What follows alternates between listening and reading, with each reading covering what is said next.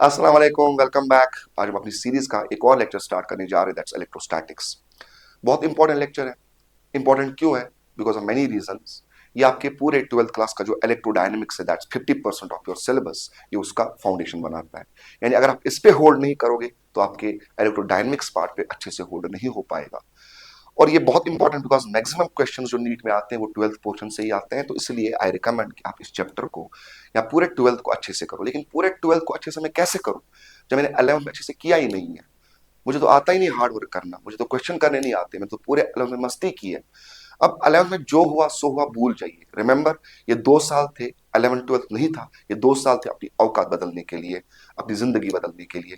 तो अब 1 साल अगर आपने मिस कर भी लिया है, अभी भी आपके पास चांस है कि आप अपनी जिंदगी, अपनी औकात बदल सकते हो। तो ये चैप्टर बहुत इंपॉर्टेंट चैप्टर रहने वाला है। अब आप अपने 11th को साइड में रख के 12th पे कैसे होल्ड करोगे, कैसे अपने आप को आगे ले जाओगे, इसके लिए कुछ चीजें मैं आपको बोलना चाहूंगा। पहले सबसे पहली बात है कि आपको सेल्फ मोटिवेटेड रहना पड़ेगा। आपको अब भूलना पड़ेगा कि मैंने 11th मिस किया है। अब आपको नए से स्टार्ट करना पड़ेगा। अपनी जिंदगी बदलने के लिए, अपनी औकात बदलने के लिए आपको फिर से काम करना पड़ेगा।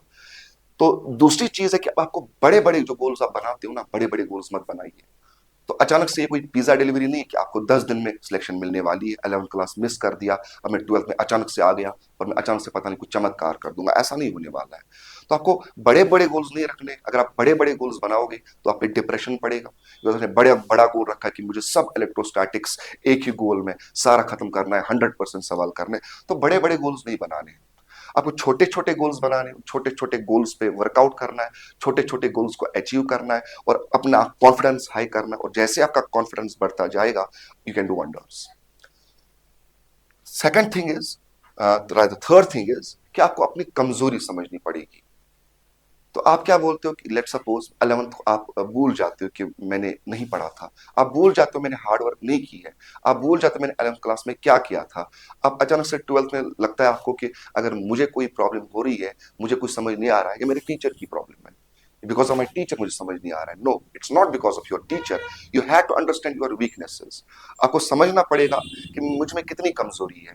क्या मैं नीट 2026 के लिए तैयार हूं या मुझे नीट 2027 में मैं तैयार हो जाऊंगा? ये आपको पहले सोचना पड़ेगा। सेल्फ असेसमेंट करना पड़ेगा कि मैं कितने पानी में हूं। तो आप उसी हिसाब से अपना गोल बनाइए। अगर आपको लगता है मैंने उतनी दरपदरी नहीं की है, मैंने उतना टाइम वेस्ट नहीं किया है, I can work out for NEET 2026, तो उसी हिसाब से वर्कआउट करिए। पर अगर आपको लगता है नहीं मेरा बहुत कुछ मिस हुआ है, तो नीट 2027 गोल रखिए। बिल्कुल स्क्रैच से स्टार्ट करिए। एक और पॉइंट, आपको स्क्रैच से, बेसिक से स्टार्ट करना पड़ेगा। अपनी बुनियाद को स्ट्रांग बनाना पड़ेगा। लेकिन आपको अगर इस चैप्टर पे होल्ड करना है, आपको कैलकुलस, थोड़ा बहुत डिफरेंशिएशन, इंटीग्रेशन आना चाहिए। आप अब कहां से पढ़ोगे? मेरे पास पढ़ोगे या किसी और के पास पढ़ोगे, जिस भी टीचर के पास पढ़ते हो, आपको कैलकुलस पे होल्ड करना ही पड़ेगा। साथ में आपको वेक्टर पे अच्छा खासा होल्ड होना चाहिए, तब जाके आपको इस पे होल्ड होता है। तो ये चीजों का ख्याल रखिए और स्टार्ट करते अपना चैप्टर, दैट इज इलेक्ट्रोस्टैटिक्स। सबसे पहले हम जानेंगे कि इलेक्ट्रो मतलब क्या होता है। Electro means charge. इलेक्ट्रो का मतलब चार्ज होता है एंड स्टैटिक्स का मतलब रेस्ट होता है।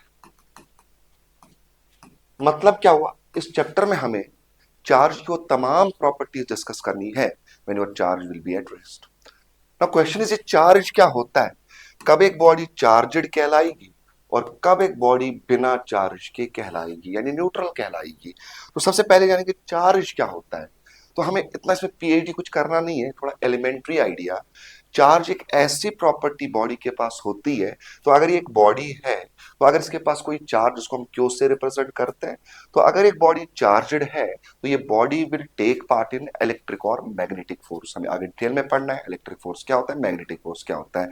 तो अब चार्ज को डिफाइन कैसे किया जाएगा? एक ऐसी प्रॉपर्टी जिसकी वजह से एक body takes part in electric और मैग्नेटिक फोर्स। यानी अगर एक बॉडी के पास चार्ज है, ये पार्ट लेगी इलेक्ट्रिक और मैग्नेटिक फोर्स में। बट अगर एक बॉडी के पास चार्ज नहीं है या न्यूट्रल है, तो ये बॉडी इलेक्ट्रिक और मैग्नेटिक फोर्स में पार्ट नहीं लेगी। Simple as that.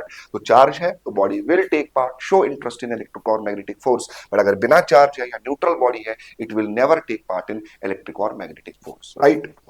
नाउ अब चार्ज जो है, अब एक बॉडी कब चार्जड कहलाएगी और अब एक बॉडी बिना चार्ज या न्यूट्रल कहलाएगी, तो ध्यान से देखिए। तो अगर मेरे पास एक बॉडी है, अगर मेरे पास एक बॉडी और मुझे डिफाइन करना है ये न्यूट्रल कब होगी, बिना चार्ज के कब एक बॉडी होगी और ये चार्जड कब होगी। तो दो तरीकों से न्यूट्रल बॉडी को हम डिफाइन करते हैं या एक्सप्लेन करते हैं। माना एक बॉडी जिसके पास कोई मास है, ठीक ठाक मास लेट सपोज है, मास है, तो इसका मतलब इसके पास एटम्स भी होंगे। और अगर इस बॉडी में एटम्स है तो इलेक्ट्रॉन्स एंड प्रोटॉन्स भी होते होंगे। बिकॉज अगर कोई भी बॉडी जिसका मास है तो उसमें एटम्स होते होंगे, एटम्स की वजह से मास आता है, तो इसमें एटम्स होंगे, एटम्स है तो अंदर electrons as well as protons भी होंगे। इलेक्ट्रॉन का चार्ज क्या होता है, -1.6 10⁻⁻19 कूलम्स, एंड प्रोटॉन का सेम बट पॉजिटिव। नाउ अब अगर एक बॉडी जिसके पास मास है, एटम्स है, अगर इसमें इलेक्ट्रॉन्स एंड प्रोटॉन्स का नंबर बैलेंस्ड हो, तो if number of electrons is equal to number of protons, यानी जितने इसमें इलेक्ट्रॉन्स है उतने इसमें प्रोटॉन्स है, और इलेक्ट्रॉन्स का चार्ज नेगेटिव, इनका चार्ज पॉजिटिव, तो ओवरऑल ये बॉडी जो है न्यूट्रल होगी। तो न्यूट्रल बॉडी कब कहलाएगी, जिसमें इलेक्ट्रॉन्स एंड प्रोटॉन्स का नंबर बैलेंस्ड हो, बराबर बराबर हो, जितने इलेक्ट्रॉन्स हो उतने ही प्रोटॉन्स भी हो, तो ये बॉडी न्यूट्रल कहलाएगी। अच्छा, अगर ऐसा हो कि एक बॉडी में एटम्स होगी ना, फिर तो ये करने की जरूरत ही नहीं है। अगर एक बॉडी में एटम्स ही ना हो तो फिर उसमें तो ना इलेक्ट्रॉन्स हो गए ना प्रोटॉन्स हो गए, यानी वो ऑटोमेटिकली न्यूट्रल आएगी। तो क्या ऐसा हो सकता है बॉडी के पास एटम्स ना हो अगर एक बॉडी मासलेस हो? तो if a body is massless, तो अगर एक बॉडी जो है मासलेस है तो इसमें कोई भी एटम नहीं होगा, कोई भी इलेक्ट्रॉन नहीं होगा, कोई भी प्रोटॉन नहीं होगा, तो ऐसी बॉडी भी न्यूट्रल कहलाती है। चार्ज के लिए मास का होना जरूरी है, एटम्स का होना जरूरी है। तो इसका मतलब क्या हुआ, फिर से सुनिए, न्यूट्रल बॉडी कैसे हम डिफाइन करेंगे कि ऐसी बॉडी जिसमें जितने इलेक्ट्रॉन्स उतने ही प्रोटॉन्स, यानी इलेक्ट्रॉन्स एंड प्रोटॉन्स का नंबर बैलेंस्ड हो। या अगर एक ऐसी बॉडी हो जिसका कोई भी मास ना हो, अगर कोई मास ना तो कोई एटम नहीं होगा, तो वहां पे भी ये बॉडी जो है न्यूट्रल कहलाएगी। अच्छा, अब अगर मैं कुछ ऐसे करूं, ये नंबर जो है अनबैलेंस कर दूं, अगर मैं इलेक्ट्रॉन्स का नंबर या तो बढ़ा दूं प्रोटॉन्स के मुकाबले में, या इलेक्ट्रॉन्स का नंबर कम कर दूं, ये मत बोलना कि प्रोटॉन्स का नंबर बढ़ाएंगे प्रोटॉन्स का नंबर घटाएंगे। ये प्रोटॉन्स जो होते हैं न्यूक्लियस के अंदर होते हैं, और इनके नंबर को चेंज करना उसके लिए बहुत ज्यादा अमाउंट ऑफ एनर्जी का रिक्वायरमेंट है। इजिली हम इलेक्ट्रॉन्स का नंबर जो है वो चेंज कर सकते हैं, या तो इंक्रीज कराएंगे इनका नंबर प्रोटॉन्स के मुकाबले में, या तो डिक्रीज कराएंगे। तो अगर इलेक्ट्रॉन्स एंड प्रोटॉन्स का नंबर अनबैलेंस हो गया, अब ये बॉडी न्यूट्रल नहीं रहेगी, अब ये बॉडी जो है ये चार्जड कहलाएगी। तो एक बॉडी चार्जड कब कहलाती है, तो फॉर चार्जड बॉडी के लिए क्या होता है, चार्जड बॉडी के लिए number of electrons and protons जो है इज अनबैलेंस्ड। तो यहां इनका नंबर बैलेंस्ड नहीं है, राइट। अब तो मैं दो चीज कर सकता हूं ना, या तो मैं नंबर ऑफ इलेक्ट्रॉन्स बढ़ा सकता हूं, या तो नंबर ऑफ इलेक्ट्रॉन्स घटा सकता हूं। तो यहां दो टाइप्स की चार्ज डेवलप होगी। तो चार्ज जो है ये दो टाइप्स की होती है। चार्ज जो है इट्स ऑफ टू टाइप्स। एक टाइप जो है that is called as negative charge. Negative doesn't means ये कम है, इट्स बाय कन्वेंशन। एंड दूसरा टाइप जो है that is positive charge. Positive का मतलब नहीं ये ज्यादा है, ये बस दिखाने के लिए ये दो अलग अलग टाइप्स के चार्ज है, बाय कन्वेंशन है ना। कब कहलाएगी एक बॉडी नेगेटिवली चार्जड और कब कहलाएगी एक बॉडी पॉजिटिवली चार्जड, जब क्या होगा, number of electrons and number of protons unbalanced. अब मैं क्या करूं, अगर मैं यहां नेगेटिव चार्ज बॉडी कब होगी, अगर नंबर ऑफ इलेक्ट्रॉन्स जो है is greater than number of protons. Unbalance आपने कर दिए है, कैसे अनबैलेंस कर दिए, bye increasing the number of electrons. तो अगर मैं number of electrons and protons को अनबैलेंस कर रहा हूं bye increasing the number of electrons, तो ऐसी बॉडी को क्या कहा जाएगा, नेगेटिवली चार्ज बॉडी। या कि ऐसी बॉडी जिसमें नंबर ऑफ इलेक्ट्रॉन्स ज्यादा हो, एक्सेस हो, as compare to number of protons. ऐसे क्यों हुआ, ये क्यों नेगेटिवली चार्ज कहलाएगी, एक्सप्लेन करेंगे। माना मेरे पास एक बॉडी थी which was initially neutral, let suppose इसमें 10 इलेक्ट्रॉन्स थे और इसमें 10 प्रोटॉन्स थे, नंबर बैलेंस्ड था, तो ओवरऑल ये बॉडी जो है न्यूट्रल कहलाएगी। बट अब अगर मैं इस बॉडी पे इलेक्ट्रॉन्स इसको गेन करा दूं, लेट सपोज दो इलेक्ट्रॉन्स ने एक्सेस हासिल कर दिए, गेन किसी तरीके से कर लिए, कैसे कि वो आगे पड़ेगी मेथड्स ऑफ चार्जिंग में। तो फाइनली इस बॉडी के पास अब क्या होंगे, इसके पास 10 इलेक्ट्रॉन्स पहले थे और दो आए तो 12 इलेक्ट्रॉन्स आएंगे और 10 प्रोटॉन्स आएंगे। तो अब अगर यहां आप देखोगे 10 इलेक्ट्रॉन्स और 10 प्रोटॉन्स तो फिर से न्यूट्रलाइज हो जाएंगे, बचे दो इलेक्ट्रॉन्स और इलेक्ट्रॉन का चार्ज नेगेटिव है। तो अगर यहां दो इलेक्ट्रॉन्स आए एक्सेस में तो वो इलेक्ट्रॉन्स की वजह से इस बॉडी पे नेगेटिव चार्ज आएगा। तो एक नेगेटिवली चार्जड बॉडी कौन सी बॉडी कहलाती है? जिसमें इलेक्ट्रॉन्स का नंबर ज्यादा होगा as compare to number of protons. या आप ऐसे बोलोगे हमने number of electrons and protons को अनबैलेंस कर दिया by increasing the number of electrons. Similarly अब अगर मैं एक और यहां एक न्यूट्रल बॉडी लूं, लेट्स सपोज अगेन इसमें 10 इलेक्ट्रॉन्स थे और इसमें 10 प्रोटॉन्स थे। अब अगर मैंने कुछ ऐसा किया कि इससे दो इलेक्ट्रॉन्स बाहर निकाल दिए, अब इसके पास क्या बचेंगे? इसके पास 8 इलेक्ट्रॉन्स एंड 10 प्रोटॉन्स बचेंगे। 8 इलेक्ट्रॉन्स तो 8 प्रोटॉन्स को न्यूट्रलाइज करेंगे, बचेंगे दो एक्स्ट्रा प्रोटॉन्स जो न्यूट्रलाइज नहीं हुए। प्रोटॉन का चार्ज तो पॉजिटिव है, तो जो एक्स्ट्रा दो प्रोटॉन्स बच रहे हैं उसकी वजह से इसका चार्ज क्या आएगा? पॉजिटिव आएगा। तो पॉजिटिव चार्ज को आप कैसे डिफाइन करोगे? एक बॉडी जिसमें number of electrons and number of protons unbalance हुए by decreasing the number of electrons. तो अगर आपने इलेक्ट्रॉन्स का नंबर डिक्रीज कर दिया तो ये बॉडी क्या बन जाएगी? Positively charge. या एक ऐसी body which is deficient of electrons as compare to number of protons, जिसमें इलेक्ट्रॉन्स की तादाद कम हो प्रोटॉन्स के मुकाबले में, ये भी पॉजिटिवली चार्ज कहलाएगी। तो which is negatively charge body? excess of electrons, excess of electrons, and what is positively charged body जिसमें deficiency of electrons हो protons के मुकाबले में। right? Hope you got this.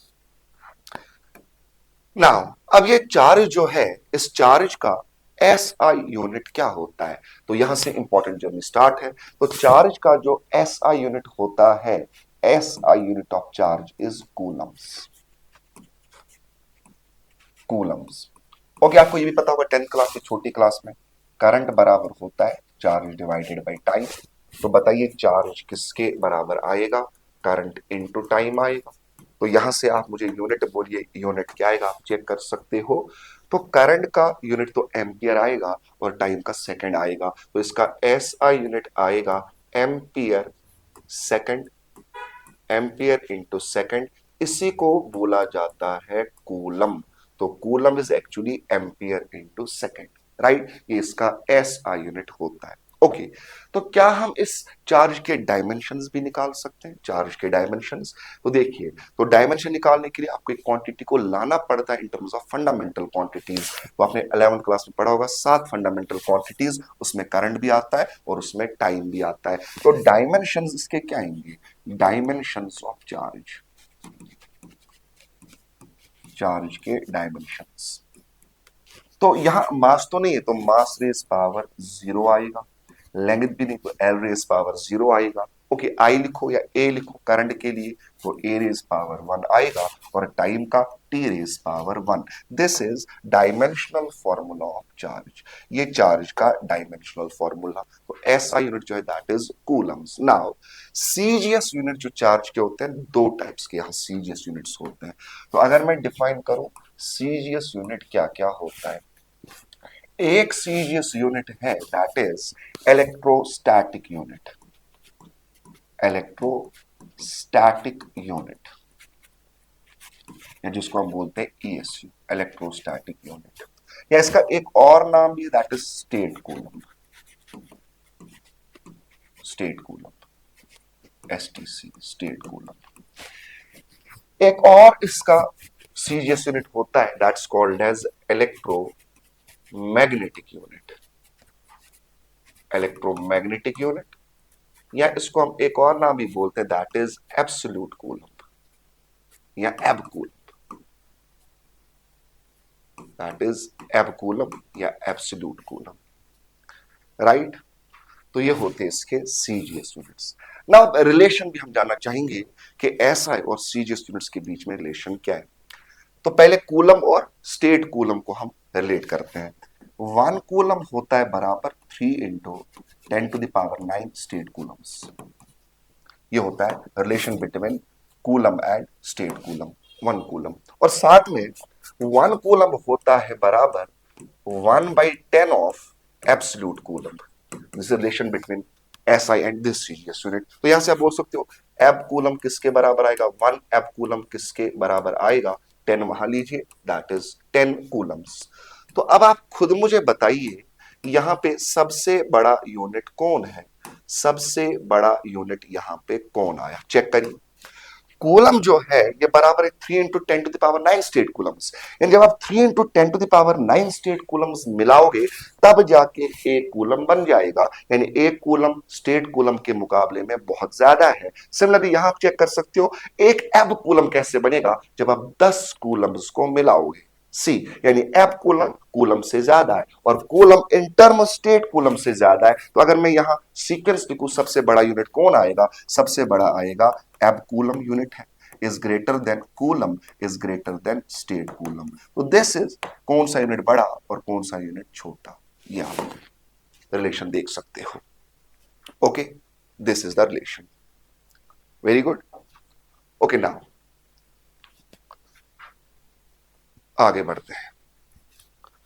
Now एक और इंपॉर्टेंट चीज, अभी हमने देखा ये जो चार्ज होता है ये चार्ज किसके बराबर आया, that is current into time, because current is charge, rate of flow of charge आपको पता होना चाहिए 10th क्लास में, I is equal to by t. Now गौर से देखिए यहां पे दो क्वांटिटीज का मल्टीप्लाई हो रहा है, तो अगर ये करंट कांस्टेंट है, अगर करंट कांस्टेंट है ये चेंज नहीं हो रहा है विद रिस्पेक्ट टू टाइम, तो सीधे सीधे मल्टीप्लाई आएगा। बट अगर ये करंट चेंज हो रहा है विद रिस्पेक्ट टू टाइम तो आपको इंटीग्रेट करना पड़ेगा to find the total charge. तो यहां पे दो चीजें बोलूंगा, केस फर्स्ट, ध्यान से अगर टोटल चार्ज निकालना है तो केस फर्स्ट इज कि अगर करंट कांस्टेंट हो, इफ आई इज कांस्टेंट, जब भी मल्टीप्लाई करना और कांस्टेंट हो सीधे सीधे मल्टीप्लाई आता है, पर अगर वेरिएबल हो तो इंटीग्रेट करना पड़ता है। तो आपका क्यू बराबर आएगा सीधे करंट इनटू टाइम, सीधे सीधे ये आएगा। नाउ केस सेकंड में बोल रहा हूं, केस सेकंड इज कि अगर करंट जो है that is not constant, rather current जो है इज वेरिएबल, वेरिएबल करंट है, यानी करंट जो है वो टाइम के साथ चेंज हो रहा है।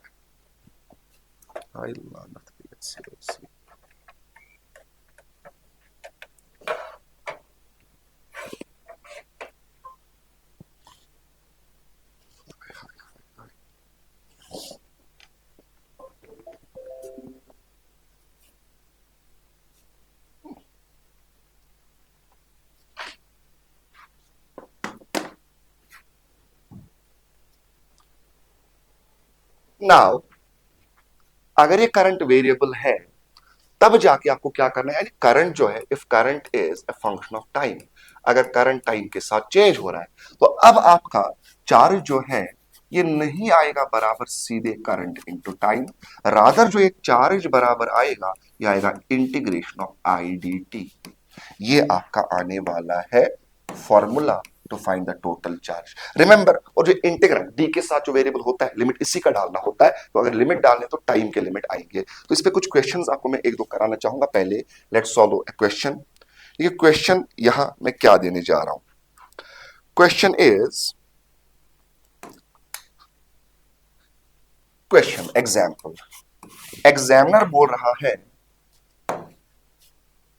कि if current is equal to, examiner बोल रहा है if current is equal to 4 amperes, current 4 amperes के बराबर है, फाइंड टोटल चार्ज फ्लोड, बताइए टोटल चार्ज फ्लोड कितना हुआ इन 20 सेकेंड्स, 20 सेकंड में कितनी चार्ज फ्लो हुई है। तो आप चेक कर सकते हो यहां ये करंट जो आ रहा है दैट्स कांस्टेंट, और अगर ये करंट कांस्टेंट हो तो बोलिए फिर क्या आएगा, सीधे सीधे क्या आएगा, आपका चार्ज सीधे सीधे बराबर आएगा आई इंटू टी आएगा। तो ना बताइए क्यों किसके बराबर आएगा, आई के बदले क्या आएगा, आई के बदले 4 आएगा, टी के बदले 20 आएगा, that is 80 coulomb is the answer. सीधे सीधे मल्टीप्लाई, क्यों सीधे सीधे मल्टीप्लाई किया, because current was constant. Next question, next question कुछ ऐसे आ रहा है, have a look. Next question में एग्जामिनर बोल रहा है, in the next question examiner बोल रहा है if current is equal to, अगर करंट दिया गया है बराबर that is 2t plus 1 amperes, that is how current is changing with respect to time, तो टाइम के साथ साथ करंट बदल रहा है। एग्जामिनर क्या पूरा है, बताइए टोटल चार्ज फ्लो कितना हुआ in first 4 seconds, in first 4 seconds बताइए कितना चार्ज फ्लो हुआ है। तो अब यहां पे आप देख सकते हो ये करंट जो है ये करंट कांस्टेंट नहीं है, ये करंट जो है it's a variable, and when current is variable, मैंने आपको अभी भी बोला, तो बोले यहां पे क्या आने वाला है, तो यहां पे आपका जो चार्ज होगा वो बराबर आएगा integration of I D T.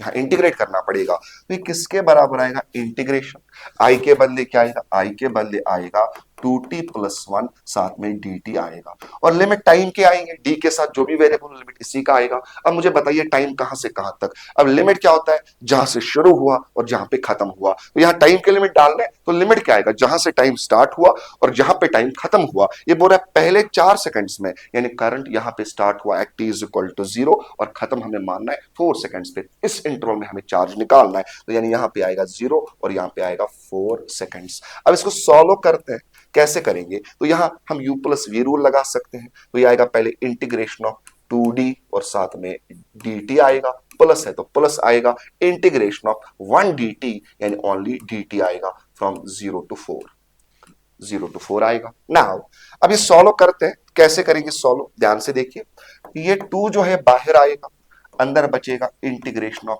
t dt, और यहां पे इंटीग्रेशन ऑफ dt सीधे t आएगा between the limits 0 to 4। Clear, यहां तक समझ आया होगा आपको। नाउ मैं यहां जा रहा हूं, तो किसके बराबर आपको चार्ज आया, इंटीग्रेशन 2 बाहर था t dt from 0 to 4 and plus t मिला फ्रॉम 0 to 4, तो क्यों बराबर आएगा 2, यहां t रेस पावर 1, तो t रेस पावर 1 का इंटीग्रेशन क्या आएगा, t raise power 1 + 1 and t raise power 2 divided by 2 between the limits 0 to 4। यहां लिमिट देते हैं, पहले अपर लिमिट t के बदले आएगा 4, फिर माइनस t के बदले lower limit that is equal to 0, ये और ये कट जाएगा, तो क्यों बोले किसके बराबर आएगा, पहले t के बदले अपर लिमिट तो 4, लेकिन ऊपर से स्क्वायर है, माइनस t के बदले लोअर लिमिट तो 0, तो यहाँ 0 का स्क्वायर आएगा, 4 - 0 इज 4, तो क्यों किसके बराबर आएगा, that is 16 - 0 that is 16 + 4 and that is equal to 20 coulombs. This is the answer, hope you got it. Check करिए, तो ये आपका आंसर आने वाला है, this is going to be your answer. Okay, now अब हम चार्ज की प्रॉपर्टीज डिस्कस करने जा रहे हैं, बहुत इंपॉर्टेंट है, बोर्ड के हिसाब से भी इंपॉर्टेंट है, और यहां कुछ क्वेश्चंस भी बनेंगे बहुत इंपॉर्टेंट जो आए हुए नीट और जेई में आगे हम देखेंगे, तो ये बहुत इंपॉर्टेंट है, प्रॉपर्टीज ऑफ चार्ज। तो टॉपिक जो है that is properties of charge, charge की क्या प्रॉपर्टीज होती है, properties of charge. The first property is that is additive nature of charge, additive nature of charge. अब ये एडिटिव नेचर ऑफ चार्ज क्या है, जैसा नाम वैसा काम। अगर हमारे पास एक बॉडी है, अगर हमारे पास एक बॉडी है और इस बॉडी में एक चार्ज ना हो, सिंगल चार्ज ना हो, बहुत सारी चार्जेस हो, लेट सपोज इसमें यहां +2 कूलम हो, इसमें लेट सपोज +6 कूलम भी हो, लेट सपोज -2 कूलम भी हो, लेट सपोज -1 कूलम भी हो, तो एडिटिव नेचर क्या बोलता है कि अगर एक बॉडी में बहुत सारी चार्जेस प्रेजेंट है, तो इस बॉडी का टोटल चार्ज आएगा सिंपली इन टोटल चार्जेस का sum, that is the additive nature, कोई रॉकेट साइंस नहीं है। अगर एक बॉडी है जिसमें बहुत सारी चार्जेस प्रेजेंट है, तो इस बॉडी का टोटल चार्ज किसके बराबर आएगा, इन तमाम चार्जेस का सिंपली सम करिए, सिंपल सम करिए, that is going to be the total charge. तो नोट्स आपको मिलेंगे, तो टोटल चार्ज किसके बराबर आएगा, टोटल चार्ज सीधे आएगा इन तमाम चार्जेस का sum, that is +2 coulombs, that is +6 coulombs, -2 coulombs and -1 coulombs. तो हाथ चलाइए, बोले किसके बराबर आएगा, ये तो 8 आएगा और ये -3 आएगा, 8 - 3 इज +5 कूलम, तो ये आएगा इस बॉडी का टोटल चार्ज। फिर से डिफाइन कैसे करेंगे, if a body is having more than a single charge, तो अगर एक बॉडी के पास एक सिंगल चार्ज से ज्यादा चार्जेस हो इसमें, तो टोटल चार्ज बॉडी का किसके बराबर आएगा, इन तमाम चार्जेस का simple some, that is the total charge of the body. Hope you got it. The second property is, ये तो पहली प्रॉपर्टी हो गई, ध्यान से देखिए। अच्छा एक और खुद करिए, एक और मैं दे रहा हूं, लेट सपोज मेरे पास ये एक बॉडी आ रही है, लेट सपोज मेरे पास ये एक बॉडी आ रही है और इसमें चार्जेस हो +2 कूलम, -3 कूलम, -6 कूलम। बताइए इसका टोटल चार्ज किसके बराबर आएगा? या खुद करिए, खुद करिए, बोलिए आंसर क्या आने वाला है, टोटल चार्ज किसके बराबर आएगा? जल्दी जल्दी, तो सीधे सीधे बोले क्या आएगा, ये तो -9 आएगा और +2 आएगा, यानी -7 coulomb will be the answer. Okay, the second property is charge is invariant. One more property is second property, that is charge जो है, charge is invariant। बहुत सिंपल, सीधे हमें ये समझना है, कोई पीएचडी नहीं करना है, ध्यान से रखना है याद हमें। चार्ज इज इनवेरिएंट का मतलब क्या हुआ कि एक बॉडी का चार्ज जो इनवेरिएंट मतलब one which does not varies, one which is not changing. तो चार्ज इज इनवेरिएंट का मतलब क्या हुआ, अगर एक बॉडी है, इस बॉडी का चार्ज जो है इस बॉडी के स्पीड पे डिपेंडेंट नहीं करता। तो मतलब क्या हुआ, चार्ज जो है, चार्ज ऑफ ए बॉडी, एक बॉडी का चार्ज जो है does not depends on its speed. तो एक बॉडी का चार्ज जो है इसके स्पीड पे डिपेंड नहीं करता। मतलब क्या हुआ, चाहे एक बॉडी रेस्ट पे हो, चाहे एक बॉडी चल रही हो, तेज चल रही हो, स्लो चल रही हो, व्हाटएवर, इसका स्पीड कुछ भी हो, कुछ भी हो, इवन ये बॉडी चले nearly equal to velocity of light, इस बॉडी का चार्ज जो है वो बदलने वाला नहीं है। तो charge of a body does not depends on the speed of the body. अब अगर ये इस पे डिपेंड नहीं कर रहा है, मतलब चार्ज तो कांस्टेंट है, तो अब अगर कोई चीज किसी पे डिपेंड ना करे, इसको मैथमेटिकली ऐसे दिखाते हैं, एंड चार्ज जो है is proportional to speed raise power 0, because ये स्पीड पे डिपेंड नहीं कर रही है। तो अगर किसी को शक हो ये कैसे आया, तो अगर ये मास पे डिपेंड नहीं करता होता, मास पे करता है डिपेंड, अगर ये मास पे डिपेंड नहीं करता होगा तो फिर तो m raise power 0 भी आएगा। देखो मतलब क्या हुआ, अगर आप प्रोपोर्शनलिटी हटाओगे क्या कांस्टेंट आएगा, क्या ऐसे भी आएगा? क्यों, प्रोपोर्शनलिटी हटाइए और कांस्टेंट आएगा। एनीथिंग रेज पावर 0 इज 1, यानी Q इज कांस्टेंट, यानी Q is constant, simple as that, simple as that. यानी आपको अगर मैं बोलूं let suppose x does not depends on y, x y पे डिपेंड नहीं करता है, यानी x is proportional to y raise power 0, आप ऐसे लिख सकते हो। तो चार्जेस इनवेरिएंट का मतलब क्या हुआ, एक बॉडी का चार्ज जो है ये इसके स्पीड पे डिपेंड नहीं करता। That is what is the meaning of charges invariant. Now one more important property, that is conservation of charge. Conservation of charge, third property, that is conservation of charge। अब ये conservation of charge का मतलब क्या होता है, try to understand. क्या इसका मतलब एक बॉडी का टोटल चार्ज कंजर्व रहेगा? नहीं, गलत नहीं समझना है, गौर से समझिए मैं क्या बोलने जा रहा हूं। तो अगर मेरे पास कोई रिएक्शन हो रही है, कोई प्रोसेस हो रही है, मैं तीन तरीकों से बोलूंगा, कोई रिएक्शन हो रही है, कोई प्रोसेस हो रही है, या अगर मेरे पास कोई आइसोलेटेड सिस्टम हो, अलग थलग कोई सिस्टम हो। ध्यान से सुनना, कंजर्वेशन ऑफ चार्ज का मतलब क्या हो रहा है। कोई भी रिएक्शन हो, कोई भी प्रोसेस हो, कोई भी रिएक्शन हो, कोई भी प्रोसेस हो, कुछ भी हो सकता है। चार्जेस बन भी सकती है और चार्जेस खत्म भी हो सकती है। इंडिविजुअल चार्जेस बन भी सकती है, इंडिविजुअल चार्जेस खत्म भी हो सकती है। बट जो टोटल चार्ज था before the reaction, before the process, वही आएगा total charge after the reaction, after the process. सुनिए मेरी बात, कोई रिएक्शन हो रही है, कोई रिएक्शन हो रही है, आप चेक करिए रिएक्शन से पहले टोटल चार्ज कितना था। रिएक्शन के दौरान कुछ भी हो सकता है, पॉजिटिव चार्ज बन भी सकती है, पॉजिटिव चार्ज खत्म भी हो सकती है, लेकिन आफ्टर द रिएक्शन क्या होगा, जितना total charge before the reaction होगा उतना ही total charge after the reaction या आफ्टर द प्रोसेस। या अगर मेरे पास कोई आइसोलेटेड सिस्टम हो, कोई अलग थलग, लेट सपोज मेरे पास ये कोई अलग थलग आइसोलेटेड सिस्टम है, इस सिस्टम का टोटल चार्ज आप नोट करिए। अब अंदर कुछ भी हो सकता है, अंदर कुछ भी हो सकता है, पॉजिटिव चार्ज बन भी सकती है, नेगेटिव चार्जेस बन भी सकती है, कुछ भी हो सकता है, लेकिन जो टोटल चार्ज आइसोलेटेड सिस्टम का होगा that is going to remain conserve. तो क्या चार्ज कंजर्वेशन का मतलब हुआ इंडिविजुअल चार्जेस कंजर्व है? नो, इंडिविजुअल चार्जेस यानी पॉजिटिव एंड नेगेटिव चार्जेस, उनका क्रिएशन भी हो सकता है, उनका डिस्ट्रक्शन भी हो सकता है, बट द टोटल चार्ज जो रिएक्शन से पहले, रिएक्शन से पहले और रिएक्शन के बाद, या total charge before the process and after the process, या टोटल चार्ज आइसोलेटेड सिस्टम का क्या रहेगा, कंजर्व रहेगा।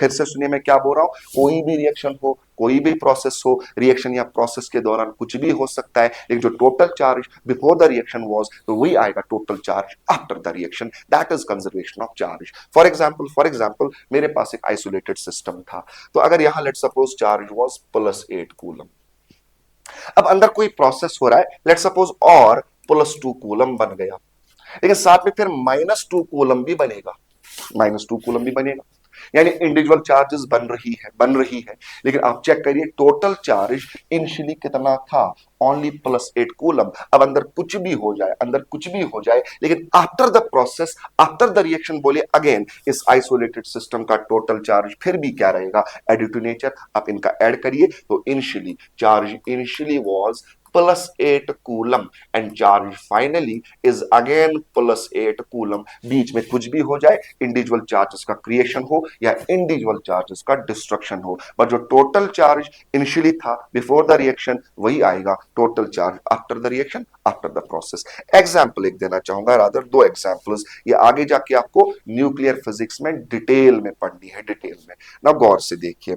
एग्जाम्पल में लेना चाहूंगा that is peer production, example में लूंगा दैट इज पीयर प्रोडक्शन। देखिए पीयर प्रोडक्शन में क्या होता है ना, मेरे पास एक न्यूक्लियस है, लेट्स सपोज कोई भी न्यूक्लियस है, फॉर एग्जांपल मेरे पास एक न्यूक्लियस है, लेट्स सपोज मेरे पास ये कोई न्यूक्लियस है, मानते हैं ये न्यूक्लियस जो है इसमें कुछ प्रोटॉन्स होंगे, लेट्स सपोज 20 30 40 50 जितने भी प्रोटॉन्स में होंगे। अब मैंने क्या किया, इस पे एक रेडिएशन, गामा रेडिएशन इस पे डाल रहा हूं, गामा फोटॉन्स, मैं इस पे एक इंस्टेंट एक रेडिएशन करने जा रहा हूं, that is gamma radiation, gamma photons. लेकिन कोई ऑर्डिनरी गामा फोटॉन नहीं, वो गामा फोटॉन्स जिनकी एनर्जी हो ग्रेटर और equal to 1.02 mega electron volts, यानी या तो उनकी एनर्जी हो 1.02 मेगा इलेक्ट्रॉन वोल्ट्स के बराबर या तो उससे ज्यादा, उससे कम नहीं चलेगा। तो अब इसमें जितने भी प्रोटॉन्स हैं उनका नंबर चेंज होने वाला नहीं है, यानी जो इसकी टोटल पॉजिटिव चार्ज थी वही रहेगा, लेकिन साथ में क्या होगा, यहां से एक इलेक्ट्रॉन बाहर आएगा, ये आपको आगे डिटेल में पढ़ना है न्यूक्लियर फिजिक्स में, और यहां से एक पॉजिट्रॉन बाहर आएगा। अब ये इलेक्ट्रॉन एंड पॉजिट्रॉन क्या होता है, हमें बस इतना याद रखना है, ये फंडामेंटल पार्टिकल्स है, जैसे इलेक्ट्रॉन होता है ऐसे एक पॉजिट्रॉन भी होता है, मास इनका सेम सेम होता है, जो मास ऑफ इलेक्ट्रॉन होता है वही होता है मास ऑफ पॉजिट्रॉन भी। You know the mass of electron 9.1 10⁻³ kgs, इनका मास सेम सेम होता है, बट इनका चार्ज जो होता है, चार्ज का मैग्नीट्यूड तो सेम है बट इसका नेगेटिव इसका पॉजिटिव, राइट। यानी इसका मतलब क्या हुआ, जो इलेक्ट्रॉन का चार्ज है वो आएगा लेट सपोज -1.6 इंटू 10⁻⁻19 कूलम्स, और पॉजिट्रॉन का वैल्यू चार्ज का सेम आएगा बट प्लस आएगा। तो ये होता है इलेक्ट्रॉन एंड पॉजिट्रॉन। अब अगर मैं देखूं यहां एक रिएक्शन हुआ, रिएक्शन में ये दो बन गए इलेक्ट्रॉन एंड पॉजिट्रॉन, माना इसके पास 50 प्रोटॉन्स थे पहले, बाद में भी 50 प्रोटॉन्स ही रहेंगे, तो रिएक्शन के दौरान ये दो तो बन गए, ये दो तो बन गए, लेकिन टोटल चार्ज पहले कितना था, 50 प्रोटॉन्स मान लेट सपोज, इनका जो पॉजिटिव चार्ज था वो था। अब total charge after the reaction कितना आएगा, before the reaction this was your total charge, after the reaction एक तो ये आएगा, साथ में ये आएगा, साथ में ये आएगा, ये दो न्यूट्रलाइज, तो फाइनल चार्ज भी यही रहेगा। यानी यहाँ इंडिविजुअल चार्ज का क्रिएशन तो हो गया, लेकिन जो टोटल चार्ज सिस्टम का पहले था या रिएक्शन से पहले जो टोटल चार्ज था बाद में भी वही आया। This is called as pair production. अब पीयर प्रोडक्शन इसका नाम क्यों है, बिकॉज यहाँ पे पीयर जोड़ी में बन रहे, एक इलेक्ट्रॉन बना और एक पॉजिट्रॉन बना। एक और एग्जांपल मैं दे सकता हूं दैट इज एनिलेशन। एनिलेशन का मतलब क्या हुआ, लाइक लाइट का इमिट होना, एनहिलेट होना, एनहिलेशन। इस एनिलेशन में क्या होता है, अब अगर मैं एक इलेक्ट्रॉन, या ऐसे बोल दूं, अगर मैं एक इलेक्ट्रॉन और एक पॉजिट्रॉन को आपस में हिट करा दूं like this, electron and positron, this is electron and this is positron, right.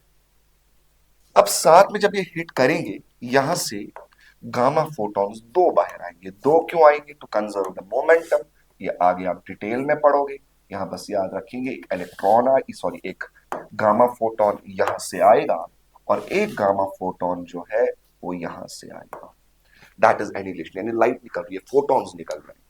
तो अगर आप देखोगे रिएक्शन से पहले टोटल चार्ज कितना था, ये और ये था रिएक्शन से पहले, यानी ओवरऑल अगर आप देखोगे वो जीरो टोटल चार्ज था। तो रिएक्शन के बाद ये दो आए, ये दो आए, तो टोटल चार्ज फाइनली इसका भी चार्ज जीरो, इसका भी चार्ज जीरो, बिकॉज फोटॉन्स के पास मास नहीं होता, इनका चार्ज नहीं होता।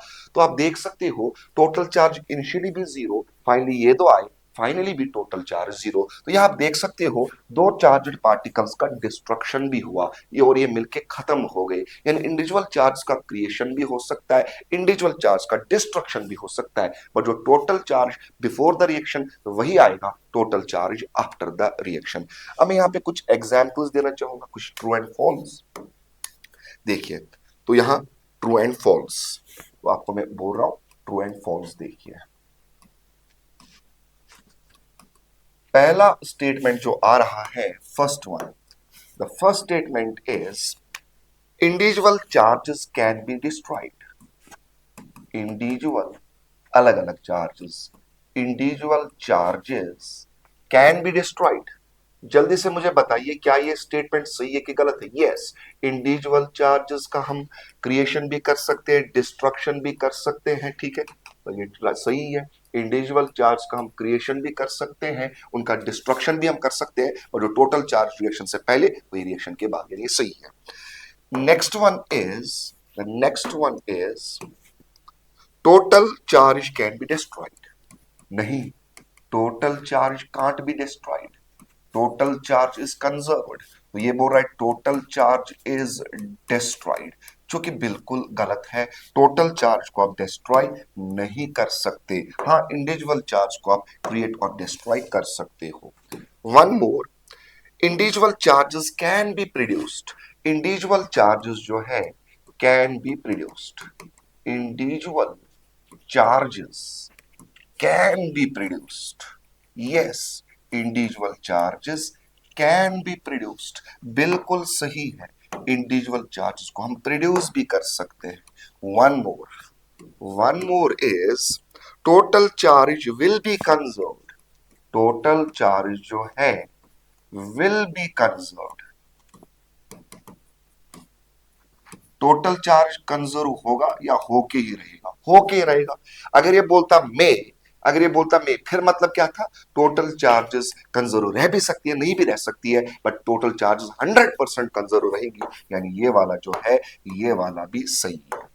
वन मोर जो है that is total positive charge will be conserved. No, total positive charge नहीं, टोटल पॉजिटिव चार्ज जो है will be conserved, will be conserved. क्या हमेशा टोटल पॉजिटिव चार्ज कंजर्व रह सकता है? नहीं रह सकता टोटल पॉजिटिव चार्ज कंजर्व। यहां पे आपको पता होना चाहिए, फिर से मैं बोल रहा हूं, इंडिविजुअल चार्जेस क्रिएट भी हो सकते हैं, डिस्ट्रॉय भी हो सकते हैं, यानी ये गलत है।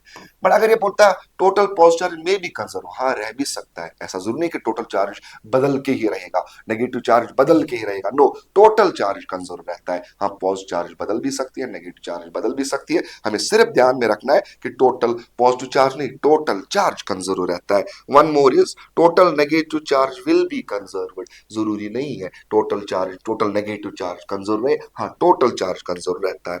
One more is total positive charge of the system में चेंज।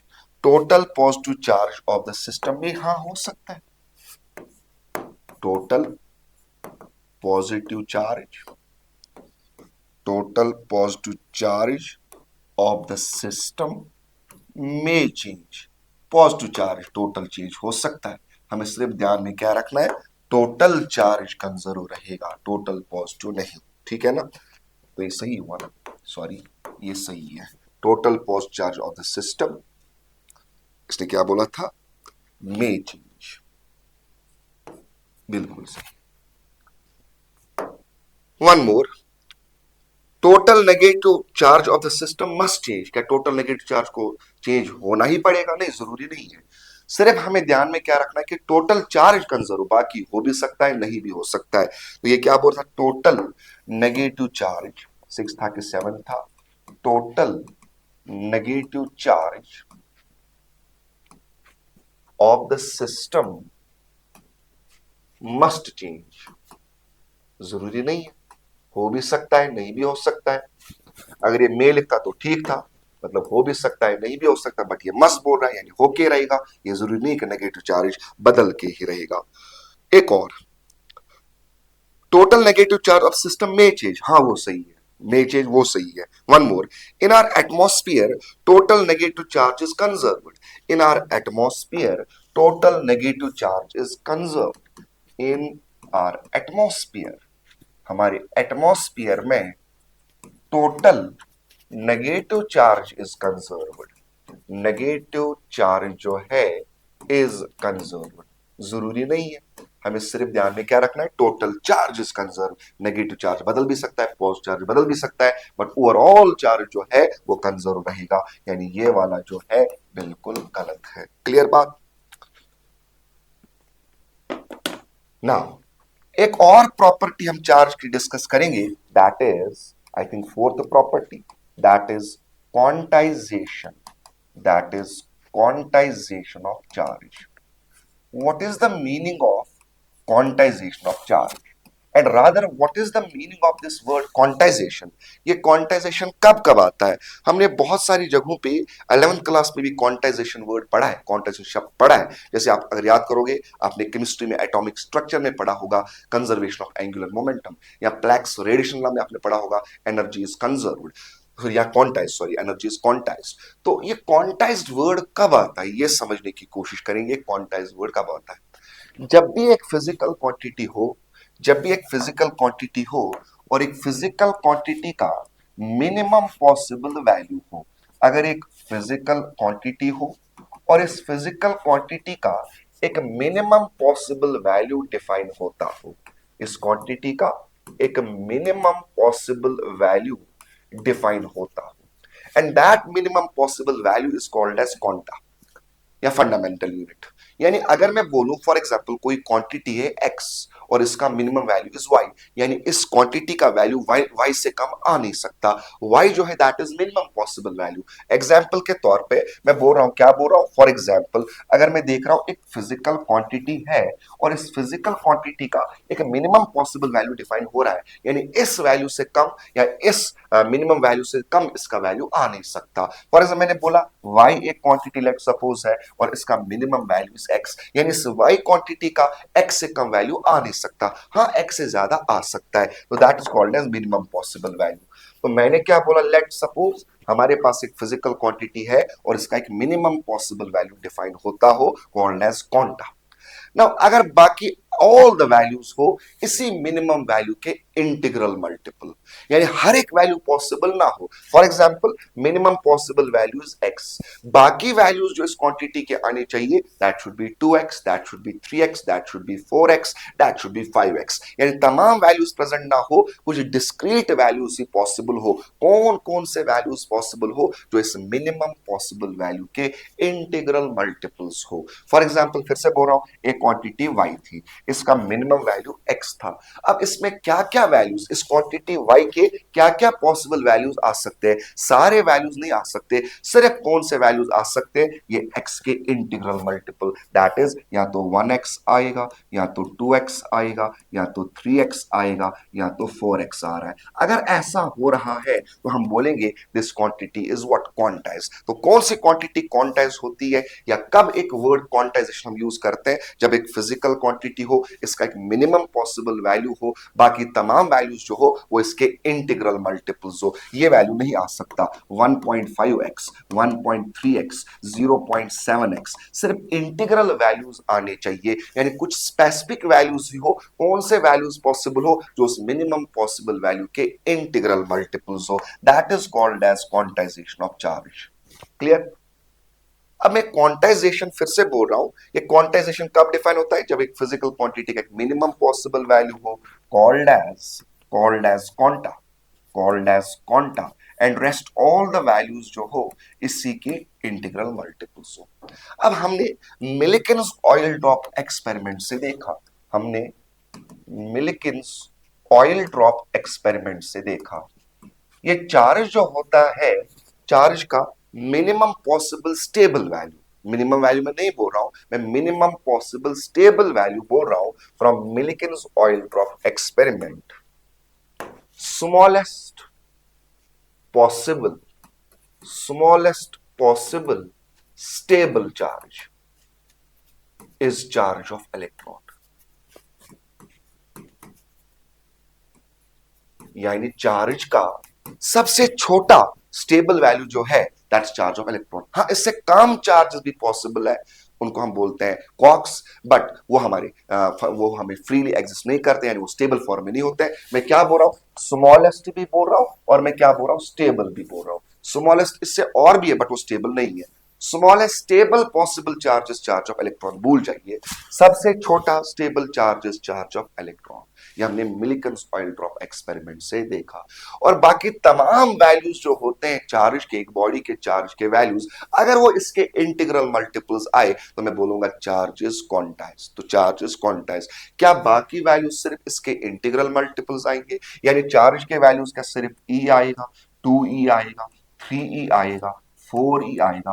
अगर चार्ज के सिर्फ ये वैल्यूज हो, ये वैल्यूज ना हो, डेसिमल में वैल्यूज ना हो, let suppose 2.2e, let suppose 3.5e, let suppose 0.7e, ये वाले वैल्यूज पॉसिबल नहीं हो, तो मैं बोल सकता हूं चार्ज इज क्वांटाइज. तो चार्ज क्वांटाइज मतलब कब होगा, अगर मैं पहले क्या देख रहा हूं, चार्ज का smallest possible value, stable value, that's charge of electron. अगर बाकी तमाम वैल्यूज हो इसके इंटीग्रल मल्टीपल तो मैं बोलूंगा चार्ज इज क्वांटाइज. तो अब मैं चेक करके आपको दूंगा कि बाकी तमाम वैल्यूज जो है वो सिर्फ आएंगे इस चार्ज ऑफ इलेक्ट्रॉन के इंटीग्रल मल्टीपल्स. अब याद करिए, मैंने आपको ऑलरेडी बोला है कि एक बॉडी को चार्जड कैसे बनाया जा सकता है. तो अगर मेरे पास ये एक बॉडी है, बोलो उसको हम चार्जड कैसे बना सकते थे, न्यूट्रल. या तो आप इस पे इलेक्ट्रॉन्स डालोगे या तो इससे आप इलेक्ट्रॉन निकालोगे. फॉर एग्जाम्पल मैं इससे इलेक्ट्रॉन निकाल रहा हूं, बताइए आप कितने इलेक्ट्रॉन्स निकाल सकते हो. या तो एक इलेक्ट्रॉन निकालोगे, या तो दो इलेक्ट्रॉन निकालोगे, या तो तीन इलेक्ट्रॉन निकालोगे. अब डेसिमल में तो इलेक्ट्रॉन नहीं निकाल सकते, तो बोलिए या तो एक इलेक्ट्रॉन निकालोगे, या तो दो इलेक्ट्रॉन निकालोगे, या तो तीन इलेक्ट्रॉन निकालोगे. क्लियर हुआ? जितने इलेक्ट्रॉन्स आप निकालोगे उतने इलेक्ट्रॉन से डेफिशिएंट हो जाएगा, यानी उतना ही इस पे पॉजिटिव चार्ज आएगा. एक इलेक्ट्रॉन निकालोगे तो बोले डेफिशिएंसी तो एक इलेक्ट्रॉन का आएगा, तो चार्ज तो प्लस ही आएगा. दो इलेक्ट्रॉन आपने निकाले तो डेफिशिएंसी तो दो इलेक्ट्रॉन्स का हो गया, तो चार्ज तो +2 ही आएगा. तीन इलेक्ट्रॉन निकाले तो डेफिशिएंसी तीन इलेक्ट्रॉन्स का हो जाएगा और चार्ज +3 ही बन जाएगा. अच्छा, अगर मैं उल्टा करूं, अगर मैं इस पे इलेक्ट्रॉन्स डालूं, कितने इलेक्ट्रॉन्स आप डाल सकते हो, या तो एक इलेक्ट्रॉन, या तो दो इलेक्ट्रॉन, या तो तीन इलेक्ट्रॉन. अब अगर आप इस पे इलेक्ट्रॉन्स डाल रहे हो, डेसिमल में तो आप इलेक्ट्रॉन्स पे डाल नहीं सकते, इंटीजर फॉर्म में डाल सकते हो. कितने इलेक्ट्रॉन डाल सकते हैं, तो एक इलेक्ट्रॉन या तो दो इलेक्ट्रॉन. अगर एक इलेक्ट्रॉन डाला तो यहां पे क्या होगा, अगर एक इलेक्ट्रॉन आपने एक्स्ट्रा डाला तो इसमें एक्सेस एक इलेक्ट्रॉन का होगा और चार्ज क्या आएगा, -e. Because of excess of electrons हो तो चार्ज माइनस आएगा. तो बोले चार्ज का वैल्यू आज क्या क्या आएगा, या तो -e आएगा, या क्या आएगा, दो इलेक्ट्रॉन, या तो दो इलेक्ट्रॉन आए तो क्या आएगा, तो आएगा -2e एक्सेस में. तो दो इलेक्ट्रॉन अगर इसने गेन किया तो इसमें एक्सेस तो दो इलेक्ट्रॉन्स का आएगा, तो चार्ज तो -2e आएगा. अगर तीन इलेक्ट्रॉन्स गेन हुए तो एक्सेस तो तीन इलेक्ट्रॉन्स आएंगे और चार्ज -3e आएगा. सिमिलरली अगर चार इलेक्ट्रॉन्स गेन किए तो चार्ज -4e आएगा. क्लियर बात? तो इसका मतलब चार्ज के सिर्फ क्या वैल्यूज पॉसिबल हो रहे हैं, या तो E या तो E के इंटीग्रल मल्टीपल्स, यानी एक्चुअली चार्ज इज क्वांटाइज. तो अब मैं कैसे बोलूं ये सब, तो मैं क्वांटाइजेशन डिफाइन कर सकता हूं कि the total charge of the body, the total charge of the body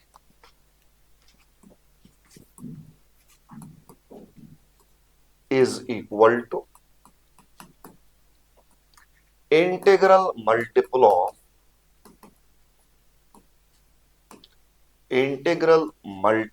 of fundamental or basic unit of charge, fundamental or basic unit of charge called as charge of electron. सबसे छोटा या fundamental unit जो है that is charge of electron. तो एक body की charge क्या हो सकती है, अगर एक इलेक्ट्रॉन डालोगे या एक इलेक्ट्रॉन निकालोगे तो चार्ज या तो +ही या तो -2 ही आएगा. सिमिलरली दो इलेक्ट्रॉन डालोगे या तो +2 या तो -2 ही आएगा अगर निकालोगे या डालोगे. अगर तीन इलेक्ट्रॉन या डालोगे या निकालोगे तो +-3 ही आएगा. तो क्या मैं बोल दूं charge is equal to +-n. Where ये एन क्या है? अब मैं ये एन आपको समझा देता हूं दो तरीकों से। एक तो आप बोलोगे ये एन जो है इट इज इंटीजर, डेसिमल नहीं, नॉट डेसिमल। क्या फ्रैक्शन आ सकता है? क्या फ्रैक्शन आ सकता है? यस, फ्रैक्शन आ सकता है। फॉर एग्जाम्पल अगर मैं बोलूं ये एन है 4/2, वो तो 2 ही आए, यानी इंटीजर इंटीजर ही आएगा। अगर मैं बोलूं एन इज 16/4, ये भी पॉसिबल है, ये तो इंटीजर ही आ रहा है। अगर मैं बोलूं एन इज 16/3, ये तो आएगा 5.33, ये पॉसिबल नहीं है, यानी फ्रैक्शन में आ सकता है। फिर आपको देखना पड़ेगा फ्रैक्शन सॉल्व करके क्या वो डेसिमल आ रहा है या वो इंटीजर आ रहा है। इंटीजर आ रहा है तो पॉसिबल है, डेसिमल आ रहा है तो पॉसिबल नहीं है। तो एक आपको याद रखना ये एन क्या है, एन इज इंटीजर, राइट। साथ में एक्चुअली ये एन क्या है, एन एक्चुअली है आपने कितने इलेक्ट्रॉन्स बॉडी से लूज करवाए या कितने इलेक्ट्रॉन्स बॉडी से गेन करवाए, तभी तो ये इंटीजर आता है। तो N is number of electrons lost और गेन्ड, लॉस्ट और गेन्ड। तो जब भी एग्जामिनर आपको बोलेगा बताओ कोई भी चार्ज बनी है, कोई पॉजिटिव चार्ज, एग्जाम्पल दे रहा हूं, बताइए एक पॉजिटिव चार्ज कैसे बन सकती है, एक पॉजिटिव चार्ज कैसे बन सकती है? इलेक्ट्रॉन्स का लॉस करके। अच्छा, एक नेगेटिव चार्ज कैसे बन सकती है? इलेक्ट्रॉन्स का गेन करके।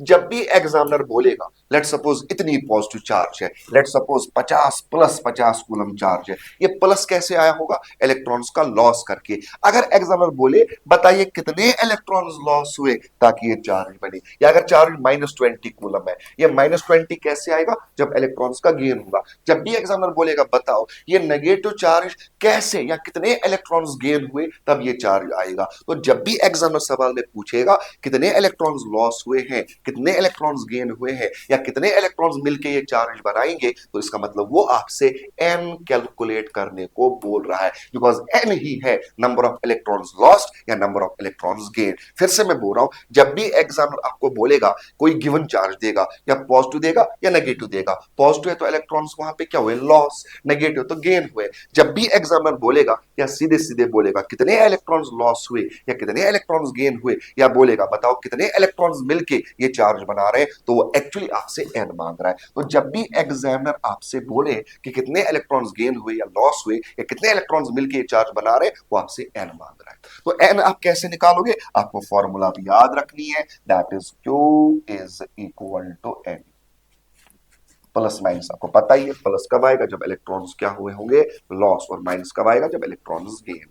वेयर एन इज इंटीजर, ये इंटीजर ही आना चाहिए। और एन एक्चुअली क्या है? कितने इलेक्ट्रॉन्स लॉस या कितने इलेक्ट्रॉन्स गेन हो रहे हैं।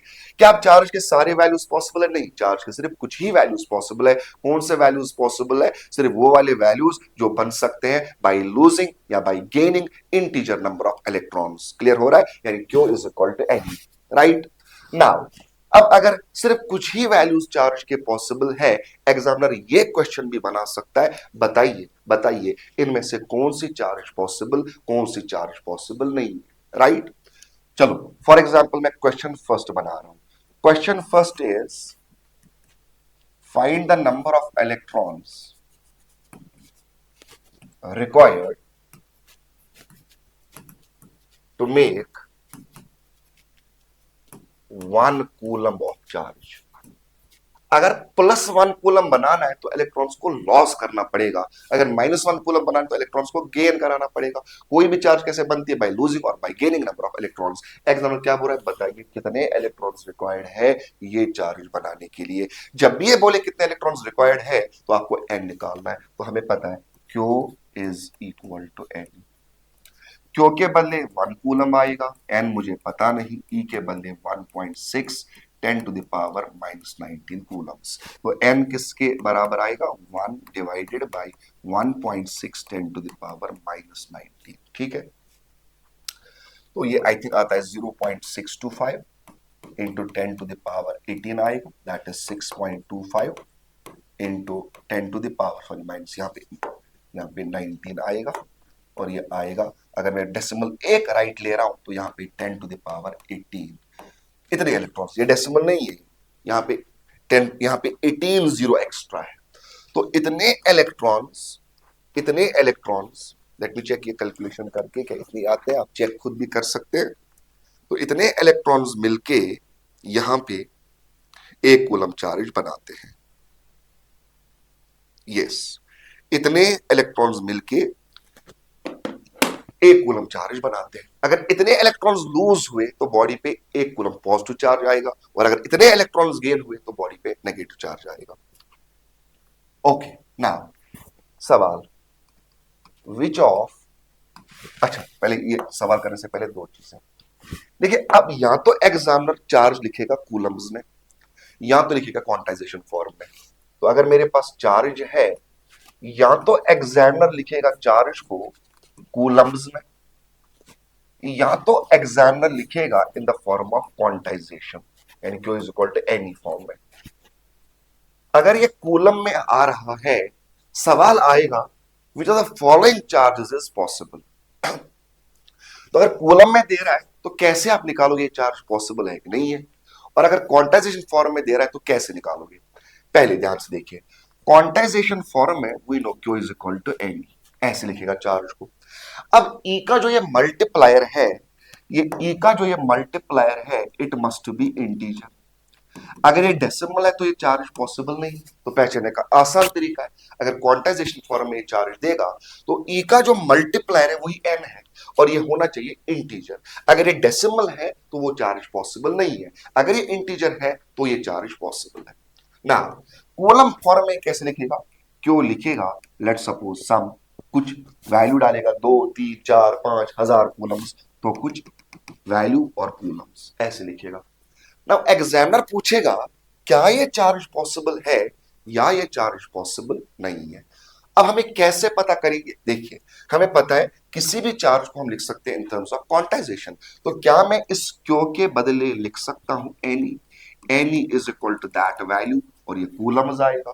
तो ये एन हम निकालेंगे, एन आएगा दैट वैल्यू जो कूलम्स में था, और डिवाइडेड बाय आएगा ई, ई बोले तो 1.6 10 to the power -19 coulombs. Clear, coulomb coulomb cut जाएगा। ये सॉल्व करेंगे, तो सॉल्व करने के बाद अगर ये इंटीजर आया, इफ इंटीजर, तो इसका मतलब फिर ये पॉसिबल है।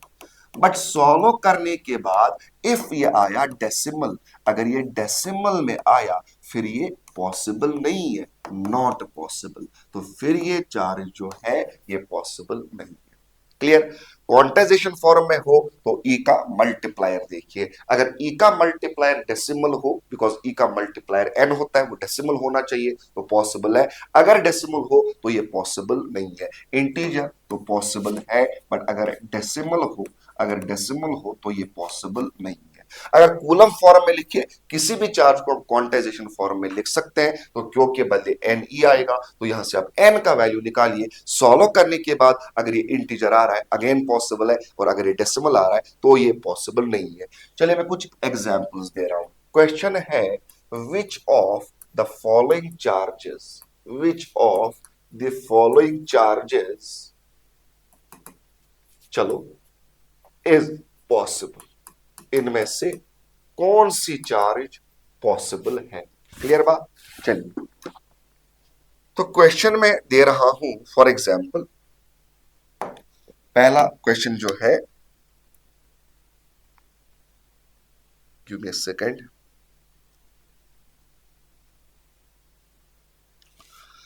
+3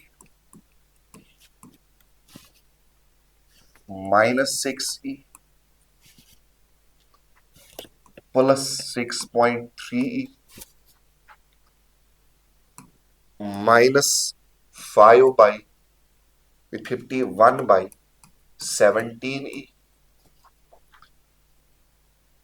-5/3e 6.4 into 10 to the power -19 coulombs, 8 into 10 to the power -20 coulombs, and 4.8 into 10 to the power -18 coulombs। तो पहले जो ये आप देख सकते हो, ये वाले 3, रादर ये वाले 5 क्वांटाइजेशन फॉर्म में है, तो आपको ई का मल्टीप्लायर देखना है, ये इंटीजर है तो ये पॉसिबल हुआ, तो ये पॉसिबल हुआ।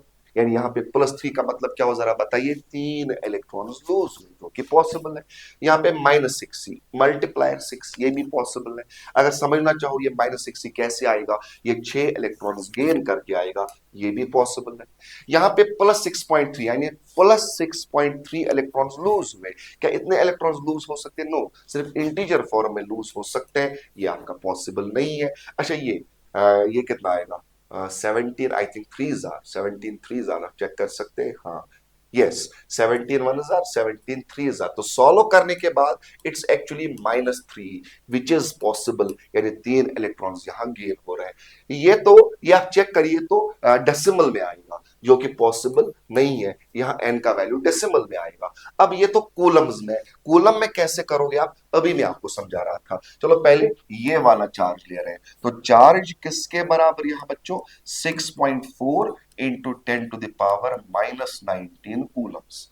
अब क्यों के बदले आप क्वांटाइजेशन लिखिए, तो क्यों के बदले एन ई आएगा, और यहाँ पे 6.4 इंटू 10⁻⁻19 कूलम्स। तो n किसके बराबर आएगा, 6.4 10⁻⁻19 कूलम्स डिवाइड बाई ई का वैल्यू 1.6 10⁻⁻19 कूलम, कूलम कट जाएगा, 10⁻⁻19 10⁻⁻19 कट जाएगा, राइट। 16 4 64, 1.61 1.64 तो सॉल्व करने के बाद n4 आ रहा है। यानी अगर n4 यानी n आया इंटीजर तो ये पॉसिबल है, यानी ये चार्ज पॉसिबल है, this charge is possible, right. अच्छा नाउ अब अगर मैं ये चार्ज देखूं, ये चार्ज 8, तो चार्ज के बदले में क्या लिख सकता हूं, 8 इंटू 10⁻⁻20 कूलम्स। इसके बदले एन ई आएगा अगेन, 8 इंटू 10⁻⁻20 कूलम्स। तो ये n किसके बराबर आएगा, 8 इंटू 10⁻⁻20 डिवाइड बाई ई का वैल्यू 1.6 10⁻⁻19। क्लियर बात। तो ये n बराबर आएगा, आप चेक कर सकते हैं, यहाँ -90, यहाँ 10⁻⁻1 बचेगा। 8 इंटू 10⁻⁻1 यानी 8/10 एक्चुअली, यानी 0.8, तो आएगा 0.8 डिवाइडेड बाई 1.6। 0.8 1 जार, 0.8 2 जार, यानी 1/2 यानी 0.5। तो n का वैल्यू 0.5 आ रहा है, यानी डेसिमल आ रहा है, जो कि पॉसिबल नहीं है। आधा इलेक्ट्रॉन, n तो इलेक्ट्रॉन्स का नंबर होता है, आधा इलेक्ट्रॉन ना लूज हो सकता है ना गेन हो सकता है, यानी ये चार्ज पॉसिबल नहीं है। ये आप खुद चेक करिए, ये आप खुद चेक करिए, ये भी आपका पॉसिबल मिल जाएगा। तो that is how we can check कि चार्जेस, कौन सी चार्ज पॉसिबल है और कौन सी चार्ज पॉसिबल नहीं है।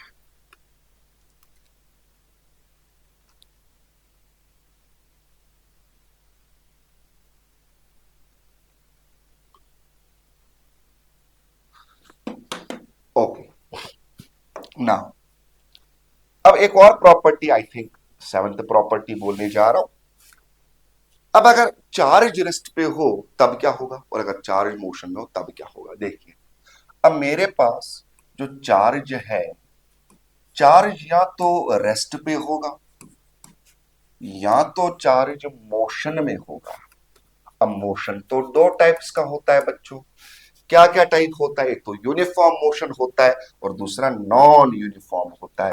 मोशन दो टाइप्स का, एक तो यूनिफॉर्म मोशन और दूसरा कौन सा, that is non uniform motion. एक यूनिफॉर्म और दूसरा non uniform motion.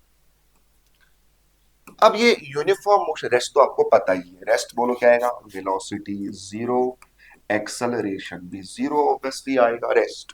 Okay, uniform motion का मतलब क्या हुआ, वेलोसिटी कांस्टेंट और एक्सेलरेशन जीरो, ना एक्सेलरेशन ना retardation.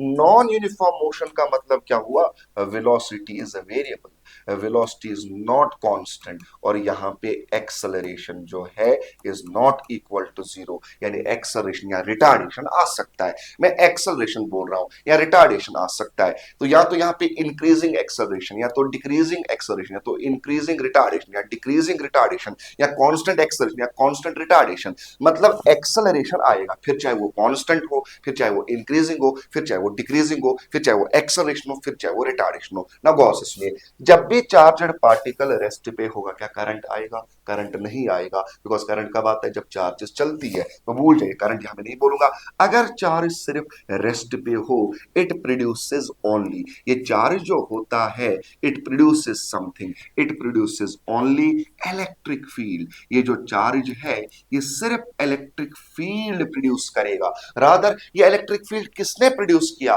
When charge was at rest. यही तो हमें इस चैप्टर में पढ़ना है, हमारी चार्ज रेस्ट पे होती होगी, तो एक्चुअल नाम इस इलेक्ट्रिक फील्ड का आएगा electrostatic electric field. It will be electrostatic electric field. Why electrostatic electric field? तो because ये जो इलेक्ट्रिक फील्ड है ये किस चार्ज ने बनाया है? Which was at rest. Electro मतलब चार्ज, स्टैटिक मतलब रेस्ट, यानी यहाँ पे जब भी चार्जड पार्टिकल रेस्ट पे होगा तो it will only produce electric field, it will not produce current. अच्छा, अगर करंट ना हो, 10th क्लास में ऑरस्टेड एक्सपेरिमेंट आप जानते होंगे, आपने वहां पढ़ा होगा कि अगर आपके पास करंट कैरिंग वायर हो, इसके अराउंड कंपास रखोगे, उसमें डिफ्लेक्शन आता है, तो यानी वहां पे मैग्नेटिक फील्ड होता है। जब यहां करंट ना हो तो मैग्नेटिक फील्ड नहीं आएगा, तो यहां पे no magnetic field, because current भी नहीं है तो नो मैग्नेटिक फील्ड। क्लियर? तो चार्ज रेस्ट पे हो, it will only produce electric field, rather called as electrostatic electric field. यहाँ पे मैग्नेटिक फील्ड प्रोड्यूस नहीं होगा। बट अगर चार्ज मोशन में हो, मोशन दो टाइप्स के, या वेलोसिटी कांस्टेंट या वेलोसिटी बदल रहा है। वेलोसिटी कांस्टेंट तो एक्सेलरेशन क्या आएगा? जीरो। वेलोसिटी कांस्टेंट है तो यहां पे अगर चार्ज चल रही तो करंट भी आएगा, तो इट प्रोड्यूसेस, यहां पे चार्ज जो होगा it produces both, it produces both electric field, इसे हम रिप्रेजेंट करते हैं, as well as magnetic field, जिसको हम बी से रिप्रेजेंट करते हैं। तो नोट्स आपको मिलेंगे, E represents electric field and B represents magnetic field. क्या इस इलेक्ट्रिक फील्ड को मैं बोल सकता हूं electrostatic electric field? No. Electrostatic electric field कब आएगा? वो तो तब आता है जब वो बनाया किसने हो? चार्ज एट रेस्ट ने। ये तो चार्ज एट रेस्ट ने नहीं बनाया, यहां तो चार्ज मोशन में था, तो ये वाला कहलाएगा ओनली इलेक्ट्रिक फील्ड, यानी जब चार्ज मोशन में हो तो यहां पे, लेकिन कौन सी मोशन हो? यूनिफॉर्म मोशन हो, यहां पे electric field as well as magnetic field आएगा। ये आप आगे पढ़ोगे मैग्नेटिज्म चैप्टर में। बट जब आपका चार्ज क्या करे? वेलोसिटी बदले, एक्सेलरेशन आए।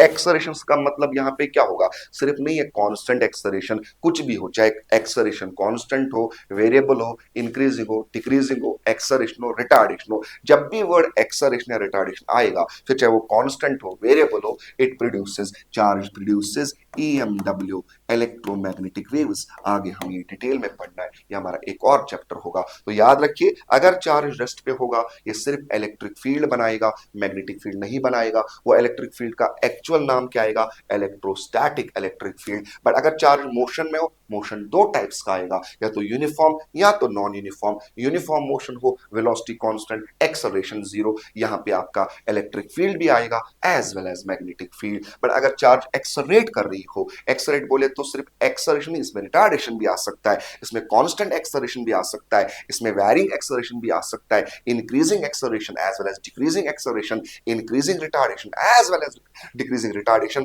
तो तब जाके योर चार्ज जो है इट प्रोड्यूसेस इलेक्ट्रोमैग्नेटिक वेव्स। तो यहां पे मैं कुछ आपको एग्जांपल्स एक दो देना चाहूंगा, आपको बोलना है सही क्या रहेगा। चलिए मैं एक एग्जांपल दे रहा हूं कि इलेक्ट्रॉन एट रेस्ट, इलेक्ट्रॉन अगर रेस्ट पे है, ठीक है, प्रोड्यूसेस, बोले क्या प्रोड्यूस करेगा? बोले प्रोड्यूस क्या करेगा? Only electric field. सिर्फ रेस्ट पे है तो only electric field, rather electrostatic electric field, only electric field. अच्छा, दूसरा दूसरा एग्जामिनर बोल रहा है कि electron moving with constant acceleration, electron moving with constant acceleration, constant acceleration. अच्छा एक और भी बोल रहा है, electron moving with increasing acceleration. अच्छा एक और, electron moving moving with constant velocity, constant velocity. अच्छा एक और, electron moving electron moving with increasing velocity. बोले क्या प्रोड्यूस होगा? ध्यान से देखिए, अगर इलेक्ट्रॉन एक्सलरेट कर रहा हो, चाहे वो कांस्टेंट एक्सलरेशन हो, इंक्रीजिंग एक्सलरेशन हो, डिक्रीजिंग एक्सलरेशन हो, चाहे वो रिटार्डेशन हो, तो यहाँ पे प्रोड्यूस क्या होगा बच्चों? Electromagnetic waves. यहाँ पे भी प्रोड्यूस क्या होगा? Electromagnetic waves. Now electron moving with constant velocity, अगर वेलोसिटी कांस्टेंट हो बच्चों, एक्सेलरेशन जीरो, तो बोलिए प्रोड्यूस क्या करेगा? Both electric field as well as magnetic field. Electron moving with increasing velocity, अरे ये तो एक्सेलरेशन वाला केस हुआ, इसका मतलब यहां पे अगेन प्रोड्यूस क्या होगा? Electromagnetic waves. Clear? Hope you got it. Now एक और पॉइंट में डिस्कस करने जा रहा हूं, that is eighth point. Eighth point जो है कि मास जो है इज इंपॉर्टेंट क्राइटेरिया। मास जो है is important criteria for charge. मतलब क्या हुआ? चार्ज के लिए मास का होना जरूरी है, मास के लिए चार्ज का होना जरूरी नहीं है। मेरे पास मास है, क्या जरूरी है मेरे पास चार्ज भी हो? जरूरी नहीं हो। बट अगर मेरे पास चार्ज हो तो मास भी होगा। बताओ क्यों? अगर ये बॉडी है, बताओ बच्चों, अगर ये चार्जड है, अब ये चार्जड है, तो इसके पास 100% मास होता होगा।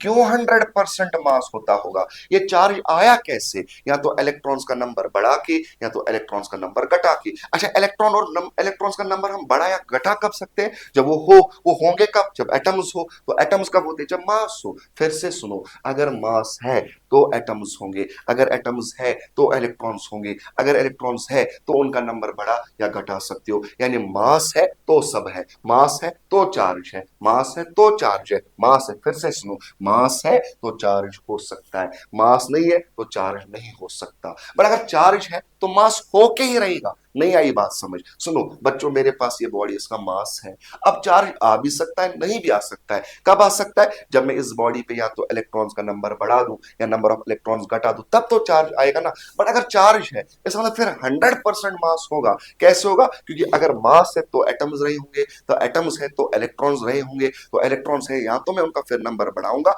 या तो घटाऊंगा। मेरे पास मास है तो बोलो क्या मेरे पास चार्ज जरूरी हो सकती है? नहीं। चार्ज कब आएगी? अगर मेरे पास मास है, फिर मेरे पास एटम्स है, इलेक्ट्रॉन्स है, या अब इनका नंबर बढ़ा दो या घटा दो, तब जाके चार्ज आएगा। अच्छा बट अगर मेरे पास अब चार्ज है तो फिर जरूरी फिर मेरे पास मास भी रहा होगा, क्योंकि फिर मेरे पास एटम्स होते होंगे, उनमें इलेक्ट्रॉन्स होते होंगे, फिर उनका नंबर या तो बढ़ाया या तो घटाया। यानी इसका मतलब क्या हो? जरा मुझे बताओ, अगर चार्ज है, अगर चार्ज है, बोलो मास होगा कि होके ही रहेगा? अगर चार्ज है तो मस्ट मास, तो मास का होना फिर लाजमी है। अच्छा अगर मास है, बोलो फिर क्या चार्ज हो सकता है? मे और मे नॉट चार्ज, मे और मे नॉट चार्ज। मास है तो चार्ज आ भी सकता है, नहीं भी आ सकता है, तो कुछ करना पड़ेगा, फिर या तो नंबर ऑफ इलेक्ट्रॉन्स बढ़ाने पड़ेंगे या घटाने पड़ेंगे। बट अगर चार्ज है या तुमने ऑलरेडी नंबर ऑफ इलेक्ट्रॉन्स या बढ़ाया है या घटाया है, वो कब पॉसिबल था? जब इसके पास मास होता। यानी चार्ज है तो मास होके ही रहेगा, बट अगर मास है तो चार्ज हो भी सकता है, नहीं भी हो सकता है। तो अगर मैं यहाँ पे आप एक स्टेटमेंट आपको लिखवाऊं, देखिए स्टेटमेंट में क्या लिखवाने जा रहा हूं, तो let me right A statement here. तो स्टेटमेंट जो यहां मैं लिखने जा रहा हूं, that is, if there is if there is mass, if there is mass, there may आएगा या मस्ट आएगा, बी चार्ज। अगर मास है तो क्या चार्ज जरूरी होगा? या हो भी सकता है। मास है तो जरूरी नहीं है चार्ज भी हो। मास है मतलब एटम्स है। अब तुम्हें चार्ज बनाने के लिए कुछ और करना पड़ेगा, मास के बाद कुछ और करना पड़ेगा, या इलेक्ट्रॉन्स का नंबर बढ़ाना या घटाना पड़ेगा। तो बोले यहाँ पे क्या आएगा? If there is mass there may be charge. Mass के बाद कुछ और करना पड़ेगा, फिर देखना पड़ेगा कि आपके यहाँ number of electrons and protons balanced या अनबैलेंस्ड है। दूसरा, इफ देयर इज चार्ज, यानी number of electrons and protons are unbalanced. If there is charge तो देयर मे के must be mass. There may या मस्ट बी मास. बोलिए क्या होगा अगर आप चार्ज देख रहे हो, यानी इलेक्ट्रॉन्स एंड प्रोटॉन्स का नंबर अनबैलेंस हो चुका है, यानी इलेक्ट्रॉन्स एंड प्रोटॉन्स है, वो कब हो सकते जब एटम्स हो, जब मास हो. यानी अगर चार्ज है तो मास हो के ही रहेगा, तो यहाँ पे मस्ट आएगा. अच्छा एक और एग्जाम्पल मैं दे रहा हूं, एग्जाम्पल दे रहा हूं, ध्यान से देखिए. अगर मैं बोलूं कि चार्ज जीरो है और मास भी जीरो है, क्या ये पॉसिबल है? Charge zero mass zero, mass zero है, बोलो फिर चार्ज जीरो होगा कि होके रहेगा? होके ही रहेगा. तो बताओ बच्चों क्या ये पॉसिबल है? Yes it is possible. Example मैं देना चाहूंगा फोटोन. फोटोन का रेस्ट मास जीरो, उसका चार्ज भी जीरो. अच्छा क्या यह हो सकता है चार्ज हो लेकिन मास ना हो, चार्ज हो लेकिन मास ना हो? बच्चों ये पॉसिबल नहीं है. मास के बगैर तो चार्ज आ ही नहीं सकता, ये तो पॉसिबल नहीं है. अच्छा क्या ये हो सकता है चार्ज भी हो और बच्चों मास भी हो? Mass is not equal to zero. Mass भी हो चार्ज भी हो, यस. एग्जाम्पल में क्या देना चाहूंगा, इलेक्ट्रॉन एंड प्रोटॉन, उनका मास भी होता है, उनका चार्ज भी होता है. अच्छा बच्चों क्या ये पॉसिबल हो चार्ज जीरो हो लेकिन मास हो? मास हो, जब मास हो चार्ज हो भी सकता है, नहीं भी हो सकता है. यहाँ मास है तो यहाँ मास है, चार्ज नहीं है. और यहाँ चेक करो, यहाँ चेक करो, आपने क्या देखा, यहाँ मास है तो चार्ज नहीं है, और यहाँ मास है, यहाँ मास है तो चार्ज भी है. फिर से देखो, फिर से देखो, यहाँ मास है तो चार्ज भी है, यहाँ मास है चार्ज नहीं है. एग्जाम्पल ये पॉसिबल है. एग्जाम्पल आएगा न्यूट्रॉन का. न्यूट्रॉन के पास मास है पर चार्ज नहीं होता. यानी मास हो मास ना हो, ध्यान से देखो, मास हो तो चार्ज हो भी सकता है और चार्ज नहीं भी हो सकता है. बट अगर मास ना हो, अगर मास ना हो तो बोलो क्या होगा, चार्ज हमेशा जीरो आएगा. Hope you got it, hope you got it. ठीक है, ओके. नाउ अब मैं यहां पे लास्ट प्रॉपर्टी चार्जेस की बोल रहा हूं, लास्ट प्रॉपर्टी चार्जेस की. ध्यान से, सेवंथ एट जो भी होगा. अब अगर आपने एक बॉडी को चार्ज दे दिया, अब सवाल है ये चार्ज कहां रहेगा, ये चार्ज कहां रहेगा? क्या ये अंदर रहेगा, सरफेस पे रहेगा? ध्यान से देखिए, अगर मेरे पास एक कंडक्टर हो, अगर मेरे पास कंडक्टर हो, irrespective of it shape and size, अगर मैं कंडक्टर को चार्ज दूं, कंडक्टर्स में एबिलिटी होती है चार्जेस का फ्लो होने का एबिलिटी. तो अगर आप एक कंडक्टर को चार्ज दोगे, ये चार्जेस एक दूसरे को रिपेल करेंगे, you know like charges repel each other. तो ये चार्जेस जब रिपेल करेंगे ये दूर दूर जाने की कोशिश करेंगे. लेकिन यहाँ पे क्या ये चार्जेस चल सकते हैं? ध्यान से देखिए, मेरे पास ये कंडक्टर था, मैंने इसको कुछ चार्ज दे दिया. यहाँ पे एक और बना रहा हूं, मैंने एक इंसुलेटर लिया, मैंने एक इंसुलेटर लिया, ये इंसुलेटर है, इसको भी मैंने चार्ज दिया. तो बताओ क्या यहाँ धक्का मुक्की चल रहा होगा? क्या ये चार्जेस रिपेल कर रहे होंगे? क्या ये चार्ज रिपेल कर रहे होंगे? ये वाला कंडक्टर है, ये वाला इंसुलेटर है, तो बोले क्या होता होगा, यहाँ चार्जेस रिपेल कर रहे होंगे और यहाँ भी चार्जेस रिपेल कर रहे होंगे. बट यहाँ चार्ज के पास एबिलिटी है to move, to flow, but यहाँ चार्ज के पास एबिलिटी नहीं है टू मूव. तो यहाँ चार्जेस के पास जब एबिलिटी होगा, ये दूर दूर जाने की कोशिश भी कर रहे हैं और ये जा भी सकते हैं. यहाँ ये दूर दूर जाना चाहते हैं बट जा नहीं सकते. इमेजिन तुम्हारी एक सीट पे, ठीक है ना, तुम्हारा दुश्मन बैठा है बट दोनों को मैंने ग्लू से चिपका दिया है, तुम दूर जाना चाहते हो बट जा नहीं सकते. ऐसा इंसुलेटर में होता है. बट अगर तुम हो फ्री टू मूव और तुम एक दूसरे नफरत करते हो, तुम एक ही बेंच पे नहीं बैठोगे, तुम दूर दूर जाओगे. यहाँ ये दूर दूर जा सकते हैं, तो यहाँ पे क्या होगा, ये जब दूर दूर जाएंगे तो ये आउटर सरफेस पे फैल जाएंगे. तो बताइए क्यों ये आउटर सरफेस पे चले गए? ये सबसे दूर जाना चाहते थे, दूर दूर जाना चाहते थे. आउटर सरफेस का सरफेस एरिया सबसे ज्यादा होता है, यहाँ पे सबसे ज्यादा दूर रह सकते हैं. क्यों ये दूर रहे? To increase the stability, to minimize the potential energy. Potential energy ज्यादा हो तो अनस्टेबिलिटी बच्चों कम होती है. फॉर एग्जाम्पल ये पेन, आपको पता है इसका ग्रेविटेशनल पोटेंशियल एनर्जी यहाँ ज्यादा होगा और ग्राउंड पे कम होगा. बताओ इसको छोड़ो, ये कहाँ आएगा, नीचे आएगा. ये नीचे क्यों आ रहा है? अपनी पोटेंशियल एनर्जी कम करने के लिए, टू एक्वायर द स्टेबिलिटी. देखो ना, ये ऊपर है, यहाँ पोटेंशियल एनर्जी mgh, ग्राउंड पे जीरो लेट सपोज, तो इसको अगर मैं छोड़ दूं, यहाँ पोटेंशियल एनर्जी हाई है, छोड़ दूं, बोलो ये कहाँ आएगा, नीचे आएगा। ये नीचे क्यों आया, to acquire the stability, to decrease the potential energy. यानी कंडक्टर्स को, कोई भी कंडक्टर हो, कैसा भी कंडक्टर हो, अंदर से बड़ा हो, अंदर से खाली हो, बेटा कोई भी शेप हो, जब भी कंडक्टर को चार्ज दोगे, ये चार्ज सिर्फ कहां पे रहेगा, आउटर सरफेस पे रहेगा। बट अगर इंसुलेटर को चार्ज देंगे,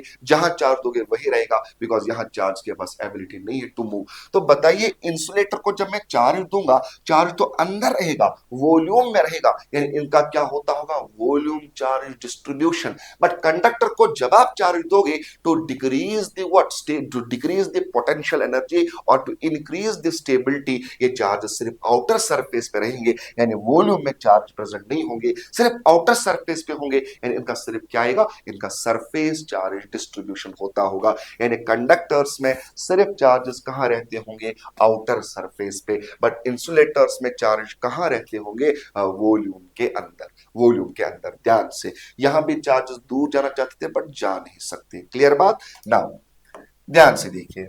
अब अगर मैं बोलूं कि अगर आपको समझाना है कि डिस्ट्रीब्यूशन ऑफ चार्जेस कैसे रहेगा, in order to understand, in order to understand distribution of charges, अगर आपको समझना है कि चार्जेस का डिस्ट्रीब्यूशन कैसा होगा, डिस्ट्रीब्यूशन ऑफ चार्जेस, तो आपको पता होना चाहिए, क्या ये इंसुलेटर है, क्या ये कंडक्टर है, क्या ये सॉलिड है, क्या ये हॉलो है। तब जाके आप बोल पाओगे कि चार्ज का डिस्ट्रीब्यूशन, चार्जेस कहां रहेंगे।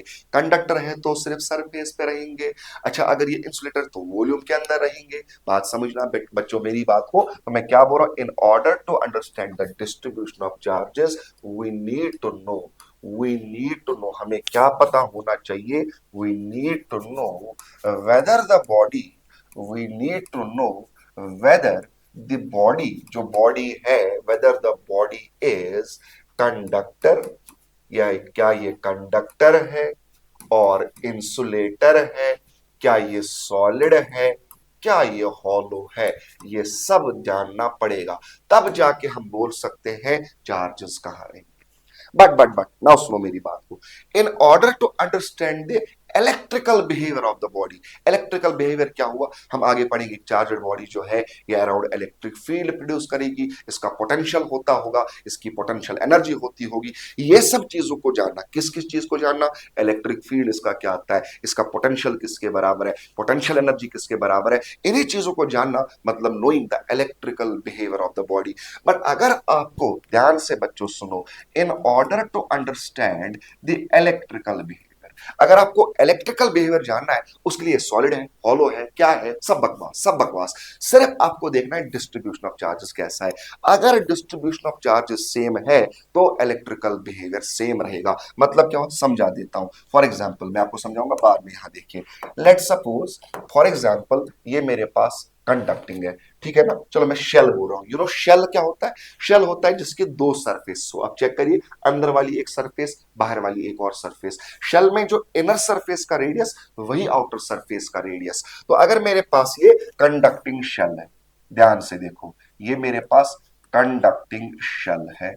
मैं एक और बना रहा हूं, ये मेरे पास आया, लेट सपोज ये आया कंडक्टिंग, ये आया solid conducting sphere, this is solid conducting sphere. ये सॉलिड है, कंडक्टिंग है स्फीयर, आप जानते ही हो, ठीक है।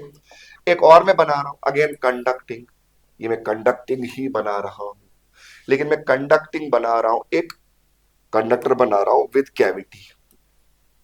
लेट सपोज, लेट सपोज यहां मसाला भर के है और ये अंदर से खाली है, तो ये क्या है, सॉलिड, मैं बोलूंगा conducting sphere with cavity, conducting sphere with cavity, ठीक है। एक और, अगर मैं इंसुलेटिंग शेल बना रहा हूं, this is insulating, insulating shell. अगर मैं इंसुलेटिंग सॉलिड स्फीयर बना लूं, this is insulating solid sphere. एक और, insulating sphere with cavity. This is insulating sphere with cavity. अब अगर मैं इनको चार्ज दूं, अब मैंने आपको बोला कंडक्टिंग कौन, इंसुलेटिंग कौन, तो डिस्ट्रीब्यूशन के लिए चार्ज कहां रहेंगी उसके लिए नॉलेज होना चाहिए। कंडक्टिंग है, सॉलिड है, हॉलो है। बट आप अब देखो डिस्ट्रीब्यूशन ऑफ चार्ज कैसे रहेगा, बताइए। जब कंडक्टिंग है, कैसा भी हो, कंडक्टिंग जब भी हो, सॉलिड हो, हॉलो हो, कैसा भी हो, चार्ज सिर्फ कहां पे रहेंगी, आउटर सरफेस पे बच्चों रहेगी। चार्ज जो है सिर्फ आउटर सरफेस पे रहेगी। यहां ये भी कंडक्टिंग है तो अगेन चार्ज जो है आउटर सरफेस पे रहेगी। अब ये तो शेल, चार्ज कहां रहेगा, जहां मास है। मास कहां प्रेजेंट है, मास तो यहां है, इस लेयर में मास प्रेजेंट, अंदर से भी खाली, बाहर से भी खाली। तो ये चार्ज जो है इसी लेयर में रहेगा, इसी लेयर में चार्ज रहेगा, ऐसे रहेगा। यानी ऑलमोस्ट ये लेयर तो बहुत पतली है, तुम बोलो लेयर के थोड़े अंदर या लेयर के थोड़े बाहर, चलेगा चलेगा। एक्चुअली चार्ज का लेयर के अंदर प्रेजेंट है। बट जब यहां इसको तुम चार्ज दोगे, ये तो इंसुलेटिंग है, तो यहां जो चार्ज रहेगा वो तो वॉल्यूम के अंदर रहेगा, वो तो वॉल्यूम के अंदर रहेगा। और यहां मसाला यहां है, यहां मास नहीं है तो यहां चार्ज भी नहीं होगा, नो मास। यहां यहां नो मास नो चार्ज, यहां मास जीरो, अगर मास जीरो तो यहां चार्ज भी zero. Are you getting me or not? तो आपको जब चार्ज का डिस्ट्रीब्यूशन करना था, इसके लिए नॉलेज का होना जरूरी था कि सॉलिड कौन है, कंडक्टिंग कौन है, हॉलो कौन है। बट अब अगर आपको देखना है कि इलेक्ट्रिकल बिहेवियर वो सिर्फ डिपेंड करता है, इलेक्ट्रिकल बिहेवियर सॉलिड हो, कंडक्टिंग हो, हॉलो, सब बकवास। इलेक्ट्रिकल बिहेवियर सिर्फ किस बात पे डिपेंड करेगा, डिस्ट्रीब्यूशन ऑफ चार्ज पे।